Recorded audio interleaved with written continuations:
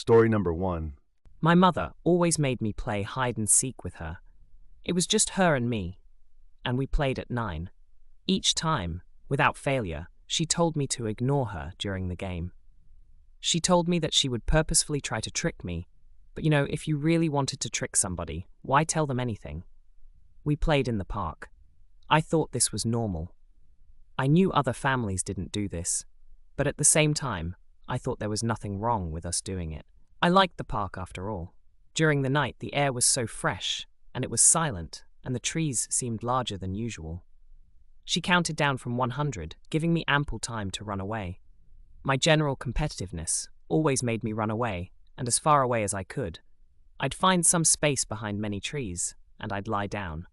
The park was large, but somehow my mother would always manage to walk past me at least 3 times in those 20 minutes. I'd always hear her speaking as she walked past me. "Come out, Clara. Clara, please come out. I'm sick of this stupid game. Clara, it's cold and I just want to go home." I ignored her. When we first started with the games, I'd been foolish enough to leave my hiding spot. My mother's face immediately turned into one of fury. She'd walk up and grab me tightly by the shoulder as she scolded me relentlessly. "I told you not to listen to me, didn't I?" She would drag me back to the car and ignore me until the next day when we played. I didn't know why she did it. After I'd stopped listening to her during the 20 minutes of game time, it would no longer trick me.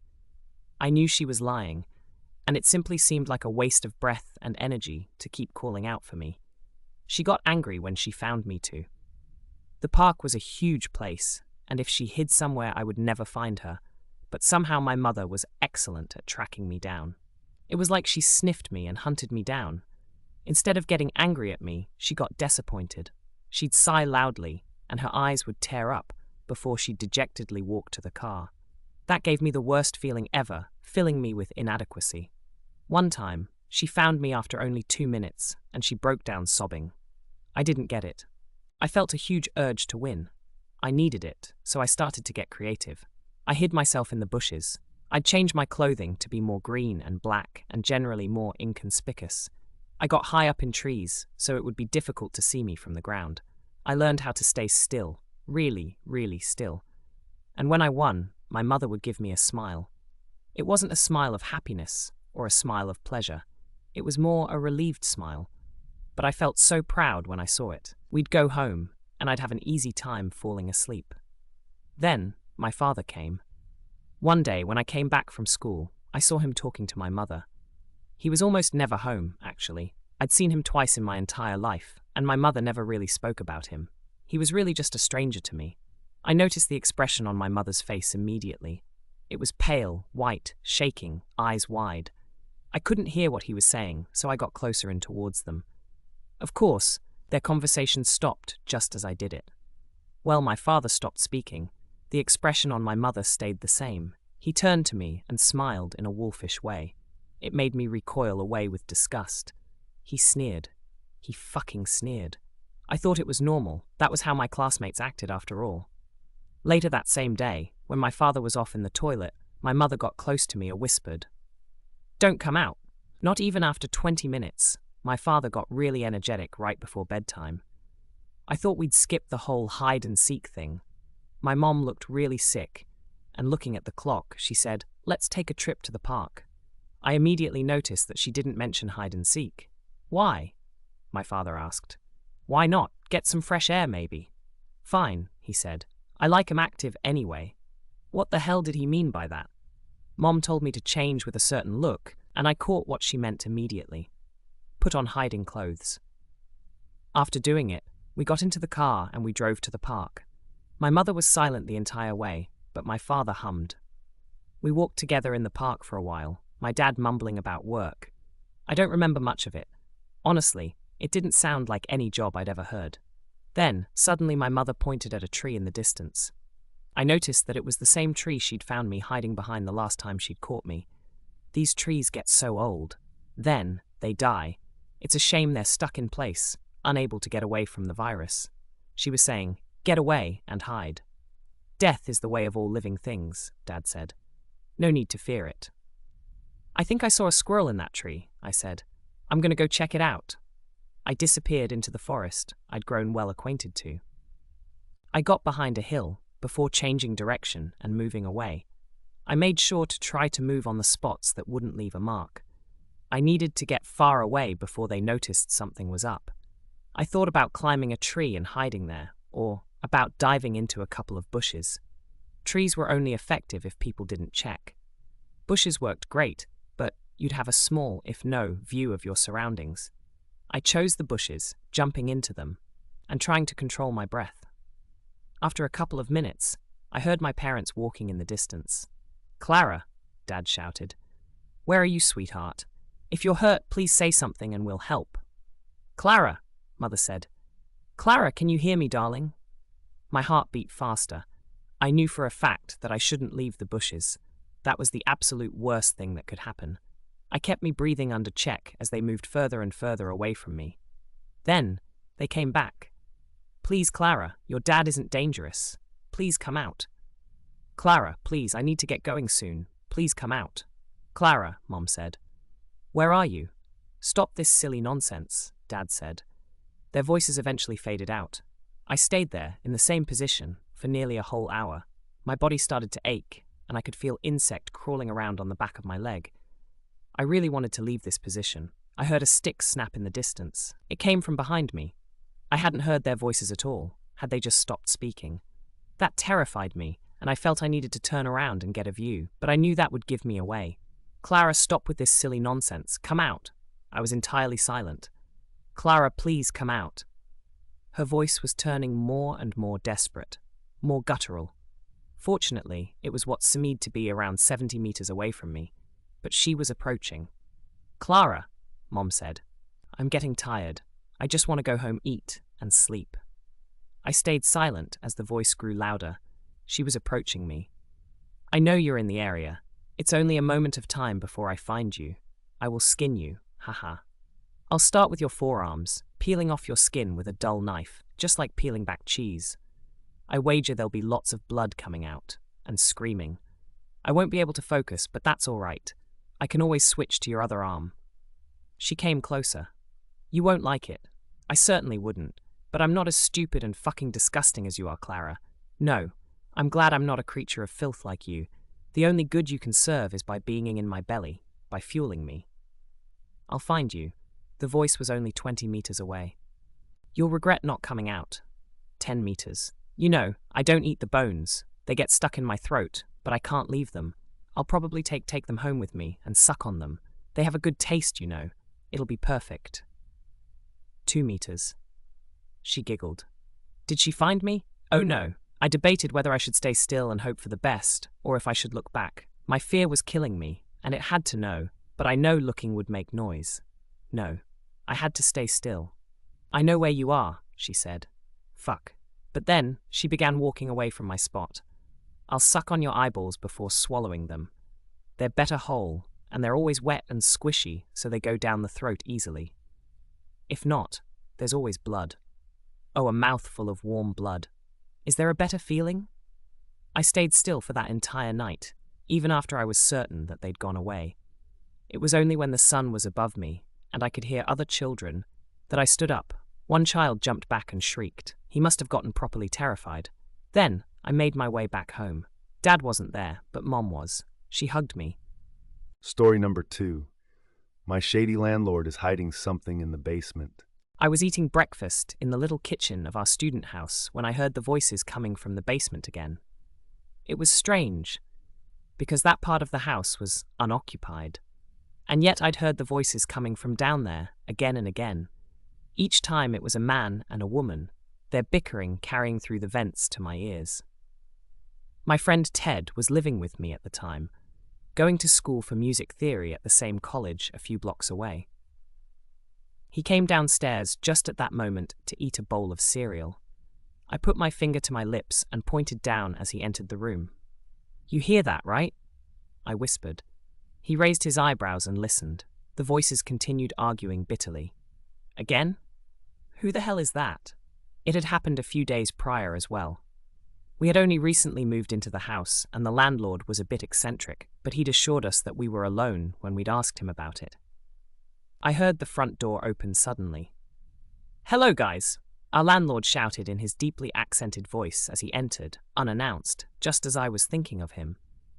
The man consistently barged into the house without knocking, despite tenant rights laws which prohibited such things.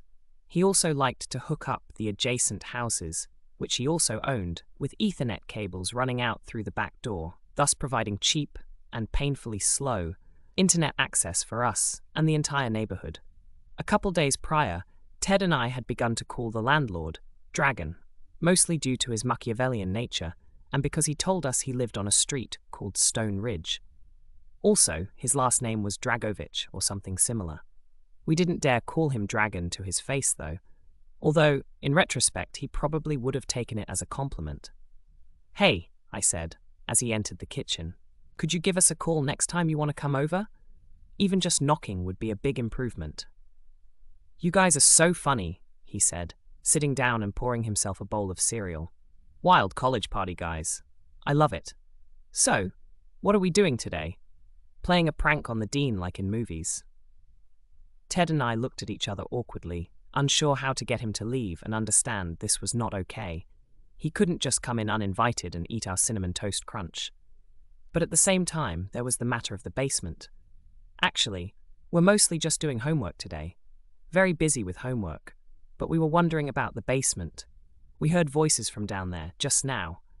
A man and a woman talking. Dragon poured some milk in his bowl and ate a large bite, speaking with his mouth full.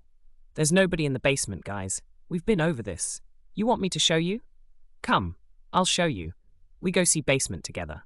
He led us down the stairs into the basement with the bowl in his hand, sloshing milk everywhere, and showed us the small apartment down there.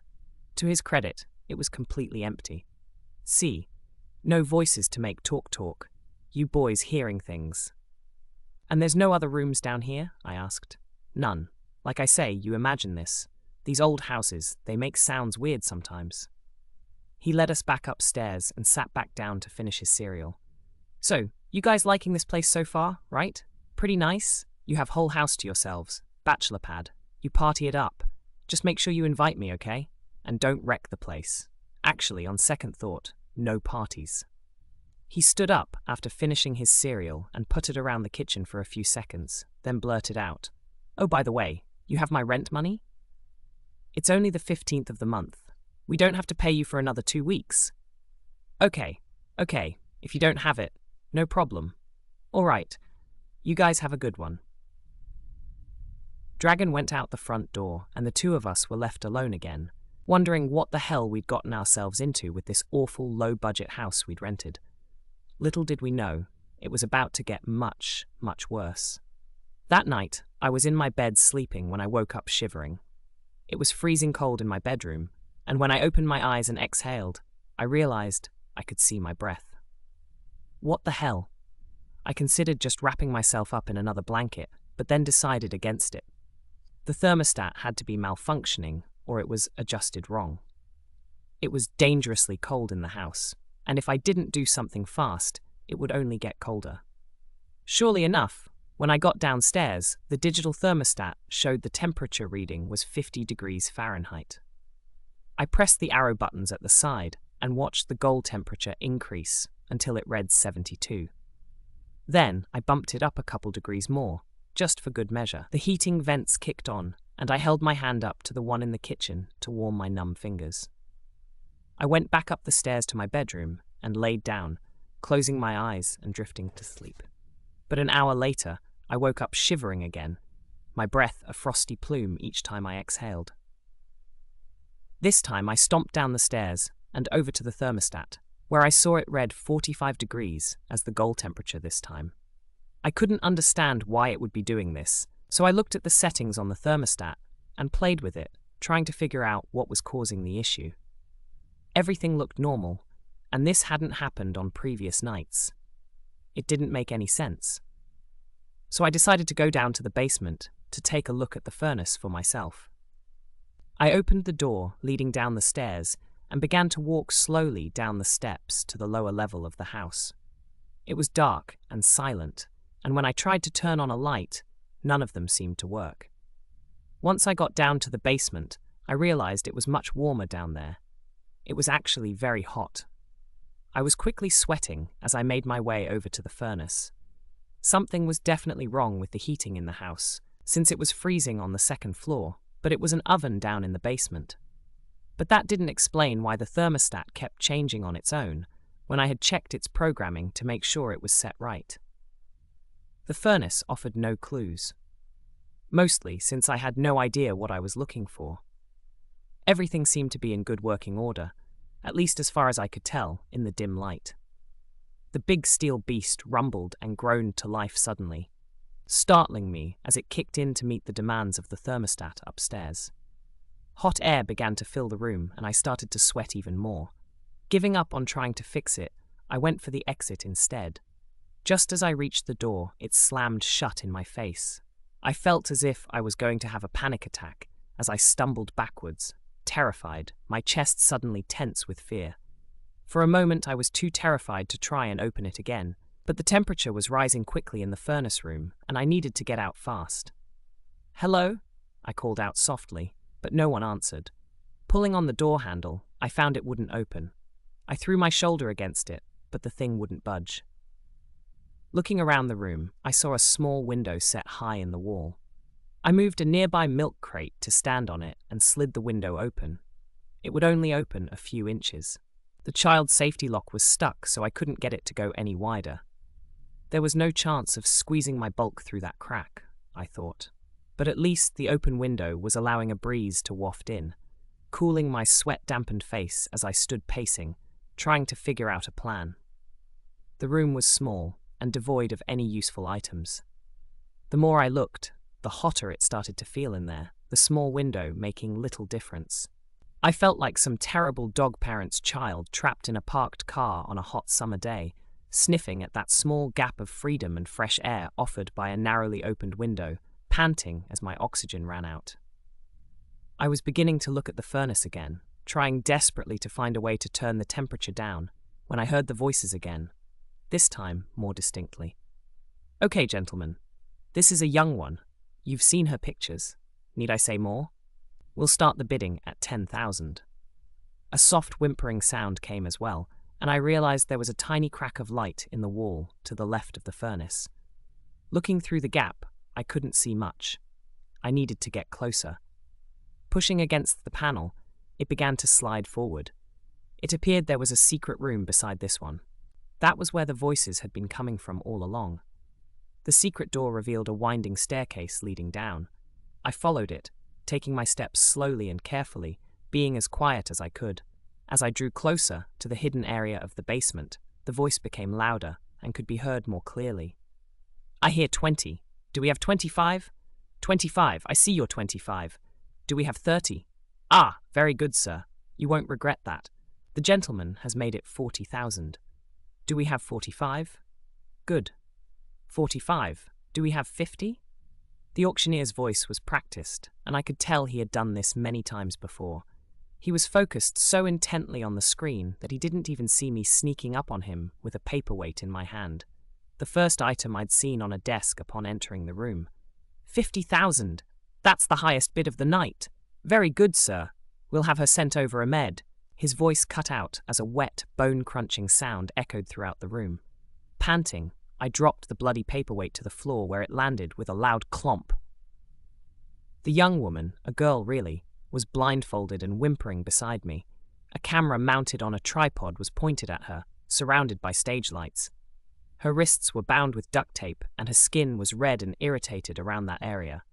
I untied her and took the blindfold off. "You're safe," I said. "I'm going to get you out of here." "Thank you," the girl said in broken English, the look of gratitude on her face unmistakable. On the enormous computer screens, a dozen different windows containing shadowed faces suddenly began closing one by one, the visages rapidly disappearing before I could register who they were. But a few did look vaguely familiar. Oligarchs and rich people I had seen on TV or in magazines, perhaps. It was impossible to be certain from such a brief glimpse. As I grabbed the girl's hand to take her out of the basement, another pair of voices came from ahead. This time, there was no way out. We were trapped. "You have to do something about this heat," a woman's voice was saying. "I'll show you what I mean." Raymond is getting older. He can't be working in these conditions. Did you adjust the thermostat? I did, but one of your tenants kept changing it back. We're right beneath the furnace, Dragovich. If they turn the heat up by 1 degree, we get blasted with hot air. It's impossible to work down here since you monkeyed with the HVC system the other day. I'll have a chat with the tenants, our landlord answered. We'll lock out the thermostat too. That way they can't play with it. Wait, what's this? Did you leave this open?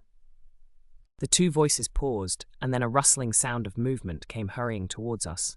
My heart hammering in my chest, I back away, holding the girl's hand tightly. She squeezed mine back as Dragon entered the room with a woman I didn't recognize. I did, however, recognize her voice. It was the same one I had heard coming through the vent from upstairs. Speak of the devil, Dragon said, his tone darker and angrier than I'd ever heard it before. He produced a pistol from his waist at the back. I see you've been poking around where you shouldn't have been looking. He turned to look at the woman he was with. Get on the phone with the clients. Tell them everything is secure. She nodded and went over to a nearby landline. The phone was red and old like the one on the president's desk. And let them know we have another item up for sale on the auction block, Dragon said. A young man, tall with broad shoulders. He'll be a great worker. We'll start the bidding at 20,000.